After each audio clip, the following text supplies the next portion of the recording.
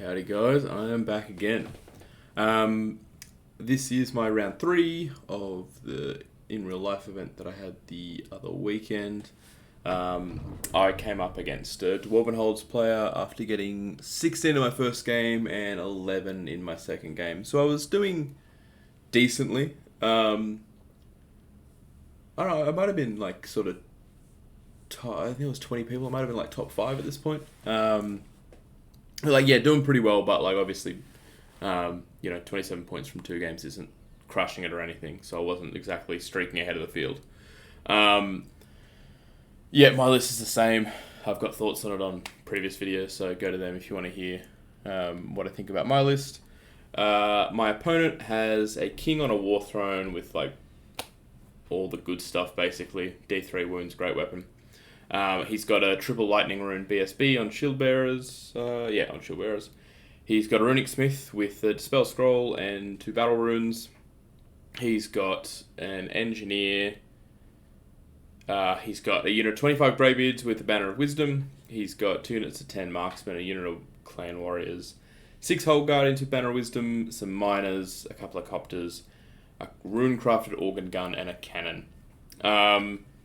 So basically this looks like a fairly standard dwarf list to me. I don't know if you guys agree, but from my perspective it's one of those armies that wants to shoot you and have blocks with most of their points that you can't get through, basically. The objective for this one was secure target. And the deployment was a bit of a funky one. We had... I think it was called countdown deployment. Basically, excluding characters, you had to drop your most valuable unit first and sort of like just go down one by one. So you're exchanging one by one with your opponent. So I was dropping Gore-Tax early, which was pretty good for me because they can zip in lateral directions and I don't lose too much by placing them early. I don't think. Like at worst, it probably loses me a turn of pressure. Whereas my opponent had to drop like his sort of 2 main combat units, and it became pretty clear quite quickly that he was going to be setting up in a corner, basically. I was assuming he was going to do something like that, so when we were placing objective tokens, I'm pretty sure he won the roll for sides, so he placed his first, and I basically just placed mine over the other side of the battle. So we had probably... If you divided the board into thirds, I think one of them was like sort of the middle of a third, and then the other one was about the same on the other side of the board, where I was basically just sitting there. And I know that he had miners to come on to try and take it, but I had my wild horns to go over there if I needed to, and I didn't like my giants too much against all the armor in his list, so I just figured I'll sit the giants over there. And they'll deal with basically the ambushes that come on and make sure I win the objective, was basically my thought process there. Looking at his list, basically the Greybeard block with all the characters and the Hold Guardians are a problem. So the Hold Guardians less so, but they're a really good block, basically. The problem with the Greybeard block is the fact that my thing that wants to fight them the most, and even then it's sort of buff dependent, it sort of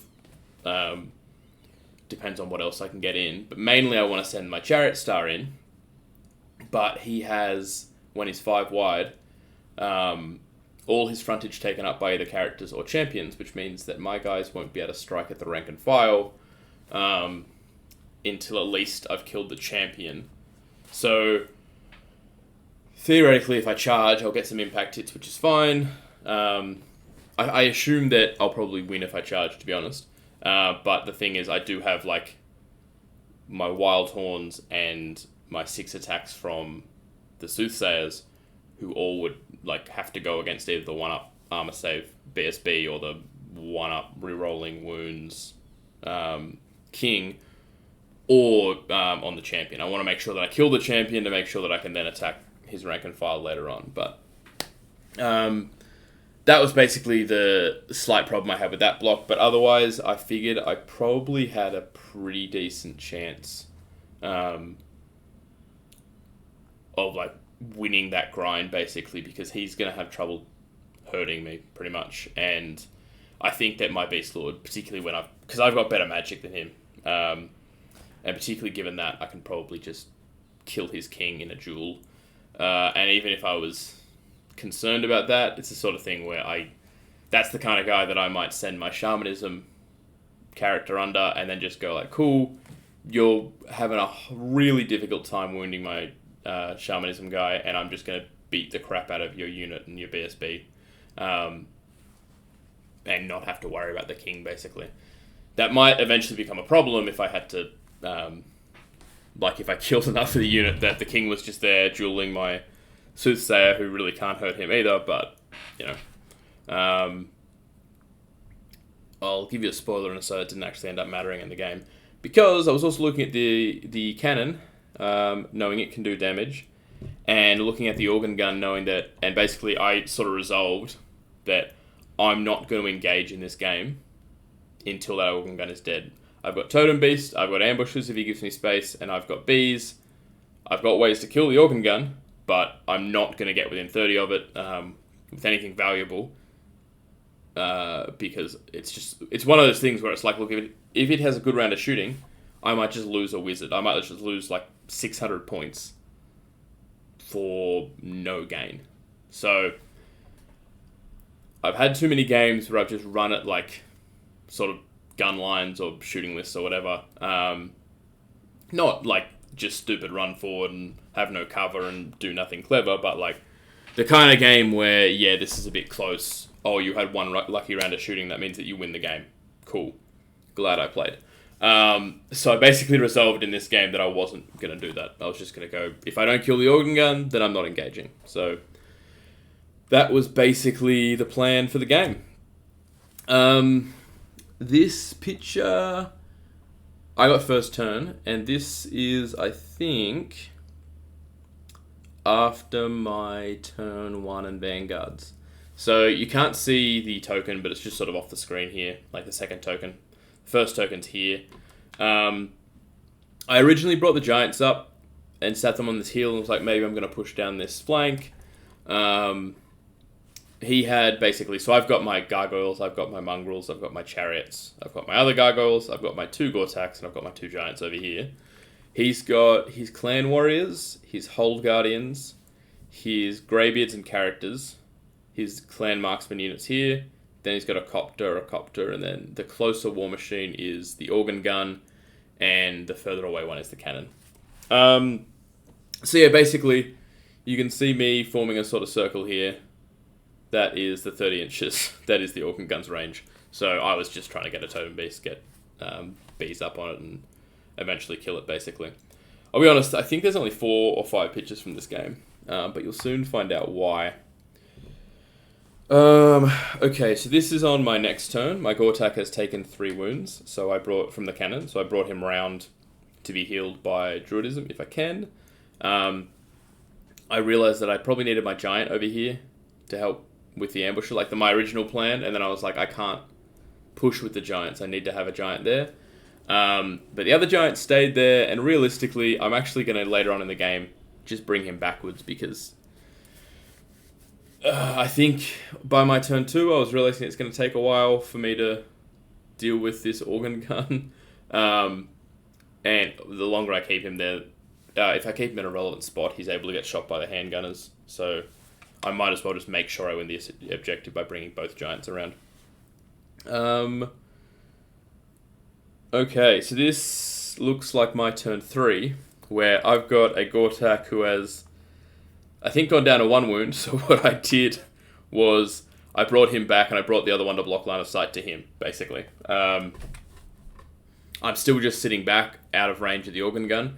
I'm having trouble dealing with it. I think I got a totem beast on, but like it's still alive on, I don't know, however many wounds. As you can see, I brought my turtle giant back down. It was kind of stupid of me, basically, that I pushed up with the giants. I should have just kept them over on the right-hand side from the beginning and not worried about any of that. I don't know if we'll actually see it. There's not that much for me to explain with this game, to be honest. Like, my opponent isn't moving much. He's being pretty conservative as well, I think, knowing that he can probably get this objective. I did bring my other Wildhorns down on here, so I'd have 2 scoring units to try and contest it, but he's got 3, and like the later we leave this, like I need time to break one of them, basically. Particularly because now my Gore-Tax are really wounded. Yeah, like, I mean, the longer that we leave this, basically, the more likely it is that he's just going to be able to sit there and make sure that he wins that, even though I've got 2 scoring units, because he'll be able to have 3 and have them protected, so... it's not looking great, because, you know, by my turn 3, I've put essentially all of my magic. It looks like I got a regen up, but that's, I think, because I had dice left over when I needed, like, because I didn't need them anymore. Like, he probably... rolled to dispel my totem beast. I got off bees, and then he didn't have any dice left, so I cast regen or something. But basically, my whole focus with my magic is killing that organ gun. It's not happening. This is the turn after, where I think I don't know why they had to do the little loop-de-loop, but I don't know. They're both taken 3 wounds, so. Whatever's happened, I put one in front of the other. Maybe the one in front had hatred on it, the other one didn't. So I was like, if you're going to kill one, you might as well kill the one that you're better at killing in combat. So, but they're basically, they're just doing the same thing where they're trying to... they're near death, but they're trying to protect themselves. I've just pushed back because he's actually been pushing up with his organ gun. Because when he can't shoot with it, he's just moving it up each turn. He does only have 1 wound left, but this is like my turn 4, so there's nothing... At this point, when I've only got 2 turns left, there's really nothing I can do, because there's no point engaging the blocks that I can't beat. There's a chance... No, probably not. I think my mongrels might be as Greybeards if I buffed them, but like it probably doesn't happen anyway. And if it did... probably only buy a couple and they get countercharged after he holds. So, yeah, look. This game was basically already over at this point. It was just seeing if his war machines could kill my Gore-Tax. Because over on the right-hand side, unfortunately, the 10 miners had managed to kill my giant. So, I had to send in the other giant. It was lucky I had both of them. But I lost a giant to the miners. I ended up getting the miners. And I won that. Like, I had... an easy hold over that objective, and then it was just over on this side, you know, because it'd taken me so long to kill the organ gun, so I wasn't pushing. I basically had to surrender this at that point. And yeah, this is like my turn 5, maybe. He's still got, I mean, he's even still got chaff to come kill me with, so.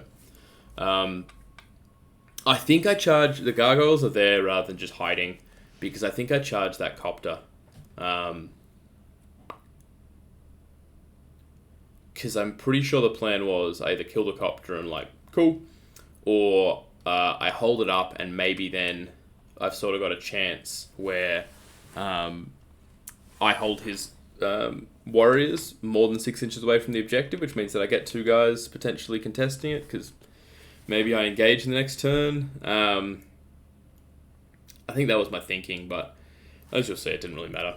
Oh, there's nothing left. So you won't see, but I did make a really dumb mistake where I threw 4 dice at Totem Beast, rolled the dice, and then my opponent asked me, like, big or small, and I was like, oh, like, just small, because I don't need the big one, but I'd forgotten that his organ gun had moved so much that now he wasn't in range, so if I'm only an inch away from the board, my 6-inch breath weapon doesn't actually reach it anymore. So that was stupid, because I mean, if I'm throwing 4 dice, I'd happily cast the larger one, and I think my opponent was even like, oh, like, dude, like, don't worry about it, like, you can just have that if you want, but then I was like, nah, I literally said the small one, so it feels a bit dodgy at this point. So basically, that Totem Beast came on and was just trying to kill his cannon. End result was pretty much that you can't see my other Gore-Tax, but he's hiding behind the Impassable over here, so he can't get shot anymore. I end up getting both war machines down to 1 wound, so I get half points for them. I don't get any other points. I think he got my gargoyles here.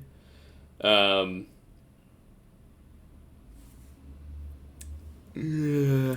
He might. These guys might have even panicked. I'm not sure. It happens to them a lot. So he didn't get either of my gore attacks, but basically, it was a whole lot of nothing where he chaffed me, I think, and then I didn't want to be charged on my last turn by either of his blocks, so I didn't even charge his Copters. So essentially, the end result was my gore attacks lived. My mongrels and my chariots lived. He never charged them. He won this objective easily. I won the other one easily. And we traded a giant for a unit of... a giant and a gargoyle for a unit of miners, and then half points on both war machines. Each had an objective, so we drew 10-10. Pretty uneventful game, to be honest. I was kind of happy. Like, I didn't mind having a game like that, because my game against Dave in round 2, like, almost sent me insane just with how many things I was having to measure and how stressful it was. Like, I was super sweaty after the game. So I didn't actually mind sitting there and having sort of a real relaxed game against Aaron. Real nice guy, too. So, like, even though the game was honestly, like, a bit dull, I feel like we were both, you know, game 3 of day 1, just kind of cool hanging out, not really worrying too much about playing a super intense game. So it was all right. I would have liked to kill the organ gun sooner, but I don't know if I don't know. I don't think I was unlucky particularly. I just think that it's hard to kill those war machines with shamanism, which I think I maybe underestimated a bit, because basically, like, with the fact that I'm keeping out of range of them, when I bring a totem beast on, he's got enough shooting between his Copters and his organ gun particularly to probably just kill the totem beast. So it's unlikely that I get into combat with him. Particularly when he's got a Rune of Denial to use when he needs to, and he's got 2 Runes of Mastery for, like, Revocation to cast on the organ gun to, like, dispel the next spell against it, or even just, like, -1 to wound or something. It's just, yeah, like, I think that actually it's a lot harder to kill than I anticipated. Sorry, I just had a call. What was I saying? Organ gun, hard to kill, I think. So, yeah, I think if I'd known the organ gun was going to be so hard to kill, I might have taken the risk. Because I do feel like this is quite an okay matchup for me. So maybe I should have just gone in and worn a round of shooting. Particularly because if I'm pushing with my Gorgons and with my characters, you know, you can't kill everything. And if I get 2 Gorgons into the Greybeards, which isn't actually that, like, unreasonable given that I'm so much faster than him, there's a pretty good chance they can just, like, kill his king. And if the king's dead, the unit has a hard time killing either Gortak. So it might have even been a choice where, like, maybe I just wear the fact that maybe some of my characters are going to die, and been okay with that, knowing that, like, double Gortak into the Greybeards is a winning recipe. Could I have done... He's only got 3 models on the front. Yeah, so I could have easily gotten Gortak hitting both, like, 2 of them hitting a king. So that probably would have been the better play, I think, if I had just decided I'm going to be aggressive, I'm going to push in. But I've been burned so many times against gunlines that I didn't want to lose another game where, like, I look across and I go, like, all you had to do was roll dice in your shooting phase, or in your magic phase. Not that he has much of a magic phase, but against, like, a lot of other opponents where it's often more the magic damage than the shooting that does it. But I'm sick of losing games that way, so I think I'm a bit gun shy with that. But in retrospect, yeah, I think I probably should have just pushed and been like, maybe some things will die. Because I do like the matchup. I do think that I can beat his units with my units in combat. Even if they're hurt. Yeah, because, like, I mean, even if the Gortaks are wounded, say they've both taken 4 wounds, I feel like you don't kill both of them if I get them into the Greybeards. They probably kill the king, I am rerolling to wound. I've got them lethal, and I think they probably kill the king, and as soon as the king's dead, realistically, they're probably killing the unit. If I've got Druidism alive. Yeah, I don't know.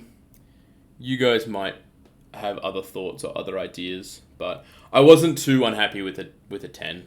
Because it's one of those things where like a 10 doesn't exactly like ruin my placing. Takes me to 37 on day 1, which I'd be happier with more, but I managed to get a big win in my round 1.